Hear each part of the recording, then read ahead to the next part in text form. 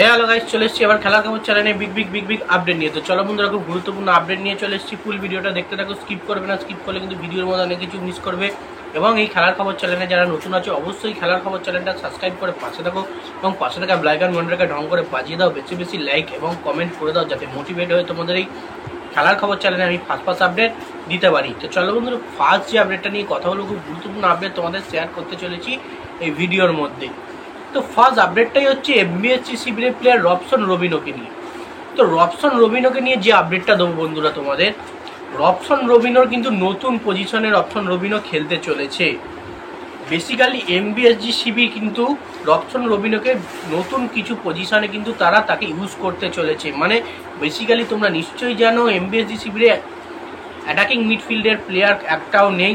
তারা attacking মিডফিল্ডের player signing এখনও করাতে পারেনি, বেসিক্যালি বিদেশি প্লেয়ার। তো সেক্ষেত্রে খবর সূত্রে জানা যাচ্ছে যে রবসন রবিনোকে এই অ্যাটাকিং মিডফিল্ডারের জায়গায় কিন্তু খেলানো হবে। মানে তিনি কিন্তু এই মিডফিল্ড পজিশনটাকে ডমিনেট করবেন এবং মিডফিল্ড পজিশনটাকেই কিন্তু তিনি নিজস্ব চরিত্রে তুলে ধরবেন। তো দেখা যাক, এএফসিতে অবশ্যই তো রবসন রবিনো খেলবেই।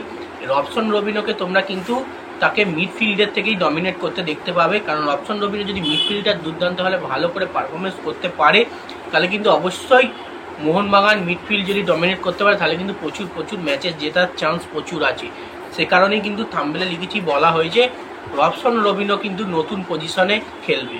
এই নতুন পজিশন মানে কিন্তু মিডফিল্ড পজিশনে সে প্লেয়ার নয়, নাম্বার 9 হিসেবে দিমিত্রি যে জায়গায় খেলে সেরকম জায়গাকার কিন্তু প্লেয়ার রবসন রবিনো। আরেকটু নিচে নেবে কিন্তু মিডফিল্ড পজিশনে তাকে খেলানো হবে, এমনটাই কিন্তু খবর সূত্রে জানা যাচ্ছে। তো যাই হোক, নেক্সট যে আপডেটটা নিয়ে আবার কথা বলবো সেটা হচ্ছে খুব গুরুত্বপূর্ণ আপডেট এমবিএসজি কর্মকর্তা বা এমবিএসজি শিবিরের প্রেসিডেন্ট দেবাশিস দত্তকে নিয়ে। তো দেবাশিস দত্ত কিন্তু একটা বড় বার্তা দিল। তো বড় বার্তাটা কি? বড় বার্তাটা হলো এটাই, সে কিন্তু এমবিএসজি শিবিরকে নিয়ে প্রচুর পরিমাণে বার্তা দিল এবং বলল ACL 2 এর ম্যাচের প্রস্তুতি ম্যাচে আমরা একটা খেলতে চলেছি, সেটা কিন্তু এফসি গোয়ার সঙ্গে হবে 9 তারিখ কলকাতাতে। কিন্তু মানে এই 9 তারিখ 9 সেপ্টেম্বর কিন্তু কলকাতাতেই এই প্রস্তুতি ম্যাচ হবে এবং মোহনবাগান এফসি গোয়া দুজনেই কিন্তু ACL 2 যেহেতু খেলতে যাচ্ছে, এই দুটো দলের মধ্যেই কিন্তু একটা প্রস্তুতি ম্যাচ হবে। এই ম্যাচের মধ্যেই কিন্তু মোহনবাগান কতটা প্রস্তুত হয়েছে ACL 2 এর জন্য জানা যাবে এবং এফসি গোয়াও কিন্তু ইন্ডিয়ার একটা সেরা দল, তারাও কিন্তু ACL 2 এর জন্য কোয়ালিফাই করেছে, তারাও কিন্তু নিজেদেরকে ঝালিয়ে নেবে। তো সেক্ষেত্রে দুটো টিমকে ঝালিয়ে নেবে। এই প্রস্তুতি ম্যাচটা হবে 9 তারিখ এবং ACL 2 এর কিন্তু নতুন বল এসছে। ACL 2 এর স্ট্যাম্প মারা কিন্তু AFC স্ট্যাম্প মারা কিন্তু বল এসে গেছে এমবিএসজি শিবিরে, সেই বল দিয়েই কিন্তু প্রস্তুতি ম্যাচটা খেলা হবে, এমনটাই কিন্তু খবর সূত্রে জানা যাচ্ছে। তো যাই হোক, নেক্সট যে আপডেটটা নিয়ে আবার কথা বলো, খুব গুরুত্বপূর্ণ আপডেট। তো এমবিএসজি শিবির একটা প্লেয়ারকে টার্গেট করেছিল, তোমরা নিশ্চয়ই জানো। তো প্লেয়ারটা হচ্ছে মোহাম্মদ ইয়াসির, এফসি গোয়া প্লেয়ার মোহাম্মদ ইয়াসির। হঠাৎ কিন্তু সবই চুপচাপ হয়ে গেল। মানে এই মোহাম্মদ ইয়াসিরের সঙ্গে কোনো রকমই তো এমবিএসজির কথাবার্তা পুরোপুরি এখন বন্ধ। এই ডিলটাকে নিয়ে কোনো কিছুই এগোচ্ছে না। তো বেসিক্যালি তোমাদের বলে রাখি, যে সমস্ত ডিল সাইনিং হয়ে গেছে সেগুলোই কিন্তু কনফার্ম হয়েছে এবং যেগুলো কথাবার্তা চলছিল চলতে ট্রান্সফার উইন্ডো বন্ধ হয়ে গেছে, সেগুলো কিন্তু এখন চুপচাপই থাকবে। ট্রান্সফার উইন্ডো খোলার পর কিন্তু হয়তো দলে নিতে পারে, নাহলে ডিলটা পুরোপুরি ক্যান্সেল হয়ে যেতে পারে। সেরকমই কিন্তু মোহাম্মদ ইয়াসিরের ডিলটাও কিন্তু হতে চলেছে, কারণ যেহেতু ট্রান্সফার উইন্ডো বন্ধ হয়ে গেছে এবং মোহাম্মদ ইয়াসিরের সঙ্গে কথাবার্তা বন্ধ হয়ে গেছে এমবিএসজি শিবিরের। তো সেক্ষেত্রে ডিলটা যে কনফার্ম হবে তা কিন্তু নয়।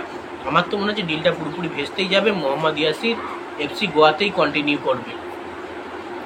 তো যাই হোক, নেক্সট এবং লাস্ট আপডেট যেটা নিয়ে কথা বলবো, খুব গুরুত্বপূর্ণ আপডেট সন্দেশ জিঙ্গানকে নিয়ে, মানে ভারতীয় প্লেয়ার সন্দেশ জিঙ্গানকে নিয়ে।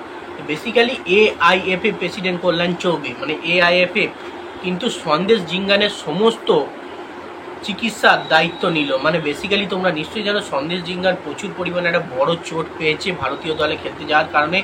এমনই চোট পেয়েছে সে কিন্তু এফসি গোয়া থেকে কিন্তু বাদ পড়বে এবং তার সঙ্গে এফসি গোয়ার প্রচুর ম্যাচেস কিন্তু খেলতে পারবে না। ACL 2 এফসি গোয়ার ম্যাচ আছে, সেগুলো থেকে পুরোপুরি ডিফেন্স থেকে বাদ পড়বে এবং তার সঙ্গে কিন্তু ভারতীয় দল থেকেও ছিটকে গেল এবং তার সমস্ত সুস্থতার দায়িত্ব কিন্তু চিকিৎসার দায়িত্ব কিন্তু AIFF তুলে নিল।